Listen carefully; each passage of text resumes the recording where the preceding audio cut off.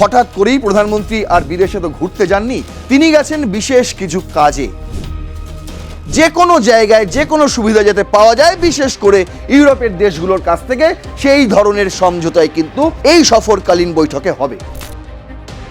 এবার make in ইন্ডিয়ার অধীনে সেমিকন্ডাক্টর চিপ তৈরি হবে ভারতেই। ইন্ডিয়া সব রকম ভাবে তৈরি, সব রকম সাহায্যের জন্য তৈরি, যাতে এই পশ্চিম এশিয়ায় আবার শান্তি ফিরে আসে। যারা ইতিমধ্যে এটাকে নিয়ে জল্পনা করছেন, বিরোধিতা করছেন, তাদেরকে আমি বলতে চাই, তারা হয়তো এই সমস্ত কিছু না জেনেই করছেন।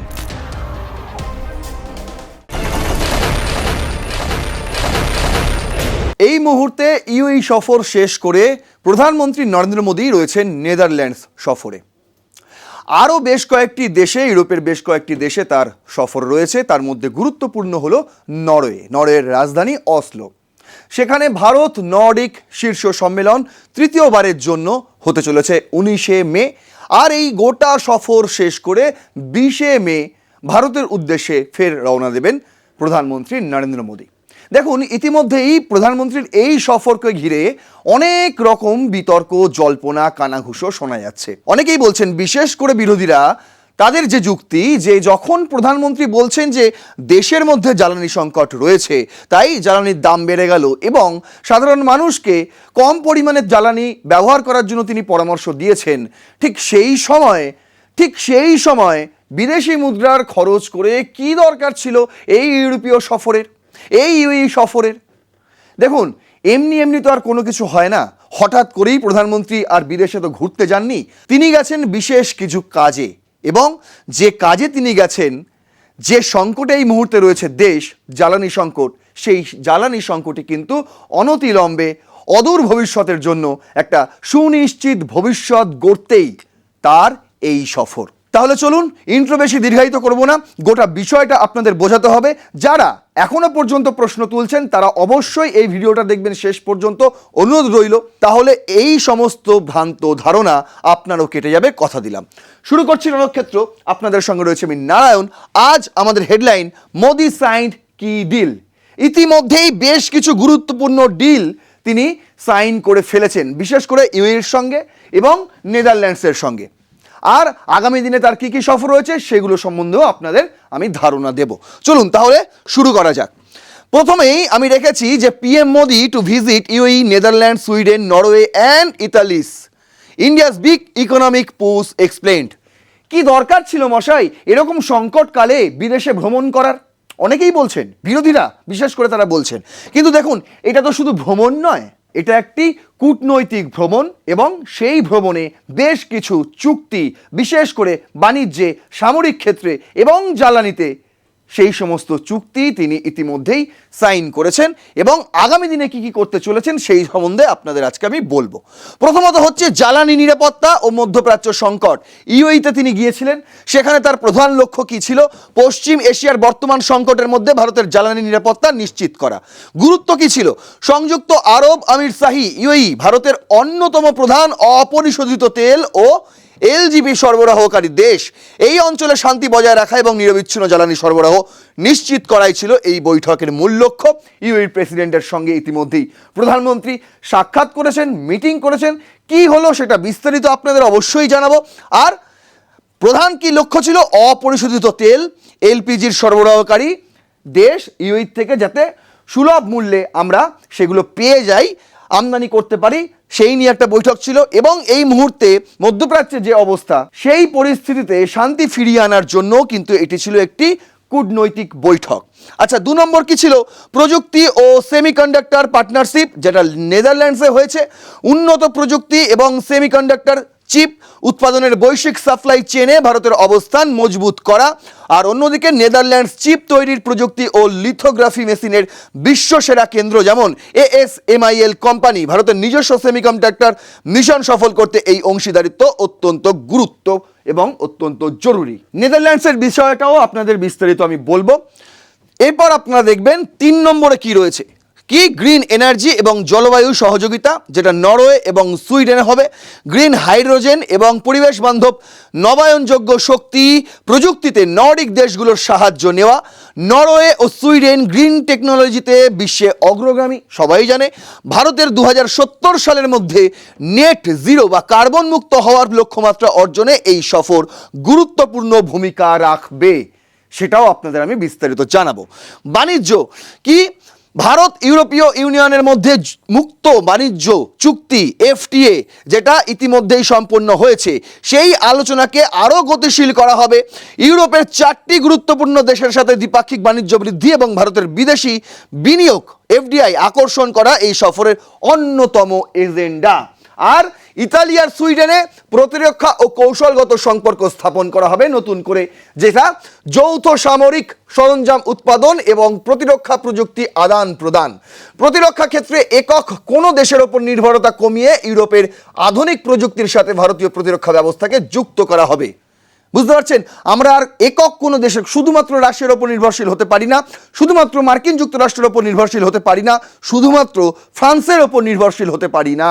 তাই আমরা যে কোনো জায়গায় যে কোনো সুবিধা যাতে পাওয়া যায়, বিশেষ করে ইউরোপের দেশগুলোর কাছ থেকে, সেই ধরনের সমঝোতায় কিন্তু এই বৈঠককালীন, এই সফরকালীন বৈঠকে হবে। সংক্ষেপে এই কূটনৈতিক সফরটি ভারতের অর্থনৈতিক প্রবৃদ্ধি, প্রযুক্তিগত আধুনিকীকরণ এবং বৈশ্বিক বাণিজ্যে নিজেদের প্রভাব বিস্তারের একটি বড় পদক্ষেপ। তাই যারা ইতিমধ্যে এটাকে নিয়ে জল্পনা করছেন, বিরোধিতা করছেন, তাদেরকে আমি বলতে চাই তারা হয়তো এই সমস্ত কিছু না জেনেই করছেন। এবার আসুন বিস্তারিত আপনাদের একটু বোঝাই। বিশেষ করে ইউএই সফরে ছিলেন প্রথম দিন শুক্রবার প্রধানমন্ত্রী নরেন্দ্র মোদী। শুধু ইউএইতে এই মুহূর্তে দেখতে পাচ্ছেন কি অবস্থা, জানেন আপনারা মধ্যপ্রাচ্যে অশান্ত, ইরান যুদ্ধ নিয়ে, সেই কারণে প্রধানমন্ত্রীর বিমানকে এসকর্ট করেছিল F-16Z। এটাই একটা হেডলাইন এনডি রিভিউ ওয়ার্ল্ড থেকে আমি রেখেছি, বলছে UAE's F-16Jets escort PM Modi's aircraft as he arrives in Abu Dhabi ধাবিতে তিনি নামার আগে পর্যন্ত যখন ইউএইর আকাশে ভারতের প্রধানমন্ত্রীর বিমান পৌঁছে যায়, সেই সময় ইউএইর F-16 জেট দেখতে পাচ্ছেন, তারা এই প্রধানমন্ত্রীর বিমানটাকে এসকর্ট করে আবু ধাবি বিমানবন্দরে নিয়ে যায়। তারপর সেখানে নেমে তিনি কি বলেন, বলছে India ready to extend all possible support for piece in West Asia, PM Modi in UAE. তিনি আরব আমিরাতে দাঁড়িয়ে এই বক্তব্য রেখেছেন যে ইন্ডিয়া সব রকমভাবে তৈরি, সব রকম সাহায্যের জন্য তৈরি, যাতে এই পশ্চিম এশিয়ায় আবার শান্তি ফিরে আসে। কি বলছে, India is ready to extend all possible support to bring piece in West Asia, Prime Minister Narendra Modi said on Friday during his talks with UAE President Sheikh Mohammed bin Zayed Al Nahyan। এনার সঙ্গে একান্ত সাক্ষাৎ করেছেন এবং একান্ত বৈঠকও করেছেন, এবং ওই বৈঠকেই প্রধানমন্ত্রী এই আশ্বাস দিয়ে এসেছেন সৌদি আরবের প্রেসিডেন্টকে যে আমরা সব রকমভাবে তৈরি রয়েছি সাহায্য করার জন্য। The Modi Al নায়ান meeting took place shortly after the prime minister landed in the Gulf nation in the first leg of his 5-nation tour that also includes 4 European countries। এটাই ছিল তার প্রথম দেশ, এই সময়ে পরপর 5টি দেশে সফরকালীন সময়ের। এবার আপনাদের দেখাই, মাত্র 2 ঘন্টা ছিলেন ইউএইতে প্রধানমন্ত্রী, আর এই 2 ঘন্টার মধ্যে কি কি চুক্তি সম্পন্ন হয়। হিন্দুস্তান টাইমসের হেডলাইনটা আমি রেখেছি, যেখানে বলা হচ্ছে PM Modi landed, signed key deals, left UAE, all in 2 hours. সমস্তটাই 2 ঘন্টার মধ্যে হয়ে গেছে। Full list of facts. কি কি হয়েছে স্বাক্ষরিত প্রধান চুক্তি এবং বিনিয়োগ সমূহ।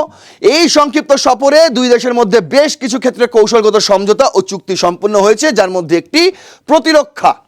কি বলছে, ভারত ও সংযুক্ত আরব আমিরাতের মধ্যে একটি কৌশলগত প্রতিরক্ষা অংশীদারিত্বের কথা রূপরেখা সংক্রান্ত চুক্তি ইতিমধ্যেই স্বাক্ষরিত হয়েছে প্রধানমন্ত্রীর এই সফরে। অন্যদিকে জ্বালানি নিরাপত্তা, কৌশলগত পেট্রোলিয়াম রিজার্ভ বা মজুদ সংক্রান্ত একটি সমঝোতা স্মারক স্বাক্ষরিত হয়েছে, এবং এর পাশাপাশি তরলীকৃত পেট্রোলিয়াম গ্যাস বা এলপিজি সরবরাহের বিষয়েও চুক্তি হয়েছে। কিভাবে আমরা পেট্রোলিয়াম, ক্রুড অয়েল তো আমরা কিনি, এবং সেটাকে কিভাবে আরও বেশি পরিমাণে রিজার্ভ করা যেতে পারে। এখন ভারতের রিজার্ভ ক্ষমতা কম, সেই ক্ষমতাকে কিভাবে আরও বাড়িয়ে তোলা যায় সেই নিয়ে আলোচনা হয়েছে, এবং ইউএই সাহায্য করবে বলেও আশ্বাস দিয়েছে। অন্যদিকে অবকাঠামো উন্নয়ন, গুজরাতের ভাদিনারে একটি জাহাজ মেরামত ক্লাস্টার স্থাপনের জন্য সমঝোতা স্মারক সই হয়েছে।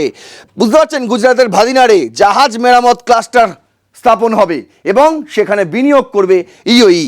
আর কি কি কিসে বিনিয়োগ করবে? ভারতীয় অবকাঠামো খাত, আরবিএল ব্যাংক এবং সম্মান ক্যাপিটালে $5 বিলিয়ন মূল্যের বিনিয়োগ ঘোষণা করা হয়েছে। কি এই সম্মান ক্যাপিটাল?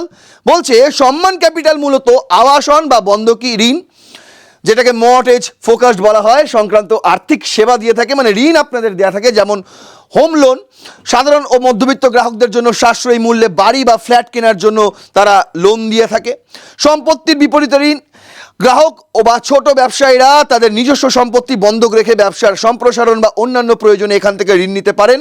ক্ষুদ্র ও মাঝারি শিল্পের ঋণ, ছোট ব্যবসা ও ক্ষুদ্র মাঝারি শিল্প খাতে এমএসএমই আর্থিক সহায়তা ও ঋণ প্রদান করাও এদের অন্যতম কাজ এবং এইটা ইউএই করে থাকে। আচ্ছা, অন্যদিকে নেদারল্যান্ডসে কি কি চুক্তি হলো?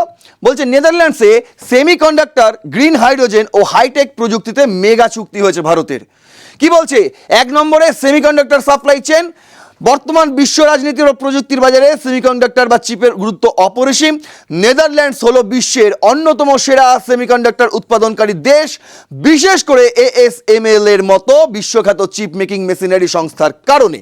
রবিবারের বৈঠকে সিদ্ধান্ত হয়েছে ভারতের চিপ ডিজাইনিং এবং সেমিকন্ডাক্টর সাপ্লাই চেন মজবুত করতে ডাচ সংস্থাগুলি সরাসরি বিনিয়োগ এবং প্রযুক্তির সাহায্য করবে। এর ফলে ভারতে মেক ইন ইন্ডিয়ার অধীনে চিপ তৈরির প্রক্রিয়া আরও গতি হবে। বুঝতে পারছেন? এবার মেক ইন ইন্ডিয়ার অধীনে সেমিকন্ডাক্টর চিপ তৈরি হবে ভারতেই। আচ্ছা, তার জন্য কে সাহায্য করবে? নেদারল্যান্ডস। আচ্ছা, 2 নম্বরে গ্রিন হাইড্রোজেন উৎপাদন ও পরিবেশ বান্ধব জ্বালানি। জলবায়ু পরিবর্তনের মোকাবিলা এবং ভারতের 2070 সালের মধ্যে নেট জিরো বা কার্বন মুক্ত হওয়ার লক্ষ্যমাত্রাকে সামনে রেখে গ্রিন হাইড্রোজেন উৎপাদনে 2 দেশ যৌথভাবে কাজ করার চুক্তি করেছে। নেদারল্যান্ডসের উন্নত পরিকাঠামো এবং ভারতের বিশাল বাজারকে কাজে লাগিয়ে কিভাবে কম খরচে পরিবেশ বান্ধব গ্রিন হাইড্রোজেন তৈরি বা রপ্তানি করা যায় তা নিয়ে একটি বড়সড় রোডম্যাপ তৈরি করা হয়েছে। আর কি রয়েছে? 3 নম্বরে জল ব্যবস্থাপনা ও ডিজিটাল ওয়াটার প্রযুক্তি। যেমন ভৌগোলিক কারণেই নেদারল্যান্ডস বন্যা নিয়ন্ত্রণ, সমুদ্রের জল মিষ্টি করা এবং জল ব্যবস্থাপনায় বিশ্বের পথপ্রদর্শক, এতে কোনো সন্দেহ নেই।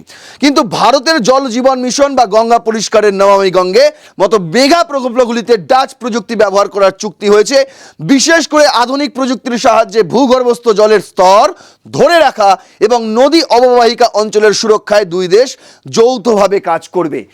বাংলাদেশ গেছে না চীনের সঙ্গে তিস্তা নদীর কি সব মহাপরিকল্পনা করবে। দেখুন, ভারতের নদী সংস্কারে, ভারতের গঙ্গা, নমামি গঙ্গা, গঙ্গা পরিষ্কারের যে প্রকল্প, সেই সমস্ত প্রকল্পে এবার নেদারল্যান্ডসের প্রযুক্তিতে কাজ হবে। বুঝতে পারছেন?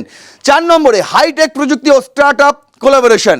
কৃত্রিম বুদ্ধিমত্তা, এআই, সাইবার সিকিউরিটি এবং কোয়ান্টাম কম্পিউটারের মতো ভবিষ্যৎ প্রযুক্তির আদান প্রদানে সম্মত হয়েছে দিল্লি এবং আমস্টারডাম। 2 দেশের তরুণ উদ্যোক্তাদের জন্য একটি Bharat Dutch start up bridge গড়ে তোলার বিষয়েও চুক্তি সই হয়েছে, যা 2 দেশের আইটি সেক্টরে জোয়ার আনবে বলেই মনে করা হচ্ছে। আর কি হয়েছে? বলছে কূটনৈতিক বিশেষজ্ঞদের মতে ইউরোপীয় ইউনিয়নের মধ্যে নেদারল্যান্ডসের হলো ভারতের অন্যতম বৃহত্তম বাণিজ্যিক অংশীদার। প্রধানমন্ত্রী মোদির এই সফরের ফলে 2 দেশের মধ্যে দ্বিপাক্ষিক বাণিজ্য আগামী কয়েক বছরে আরও কয়েক বিলিয়ন ডলার বৃদ্ধি পাবে। ভারতীয় আইটি ইঞ্জিনিয়ার এবং পেশাদারদের জন্য ডাচ বাজারে কাজের সুযোগ আরও প্রসারিত হবে। এটা গেল নেদারল্যান্ডস অবধি, কিন্তু তার এখনও বাকি রয়েছে। এখনও কোথায় কোথায় সফর বাকি রয়েছে প্রধানমন্ত্রীর? তিনি নরওয়েতে যাবেন, সুইডেনে যাবেন এবং ইতালিতে যাবেন। এই সমস্ত জায়গায় এখনও বাকি রয়েছে প্রধানমন্ত্রীর সফর। সেখানে কি কি হয়? সবচেয়ে বড় ইভেন্ট যেটা হবে ভারত নর্ডিক শীর্ষ সম্মেলন, তৃতীয়বারের জন্য 2026। আর সেখানে কি কি গুরুত্বপূর্ণ আলোচনা হলো, সেখানে কি কি ডিল সম্পন্ন হলো, সেই সমস্ত বিষয়েও আপনাদের কাছে আমি এপিসোড নিয়ে আসবো, কথা দিলাম। আজ এই এপিসোডটা যদি মনে হয় গুরুত্বপূর্ণ, ইনফরমেটিভ, তাহলে অবশ্যই শেয়ার করবেন। আপনার মূল্যবান বক্তব্য অবশ্যই লিখবেন। যারা এখনও বিরোধিতা করছেন প্রধানমন্ত্রীর এই বিদেশ সফরের, তাদেরও মূল্যবান বক্তব্য আমি কমেন্ট বক্সে লিখতে অনুরোধ জানাবো। লাইক করবেন ভিডিওটি, সাবস্ক্রাইব করবেন আর প্লাস নিউজ 24x7। দেখতে থাকুন রণক্ষেত্র। জয় হিন্দ, বন্দে মাতারাম।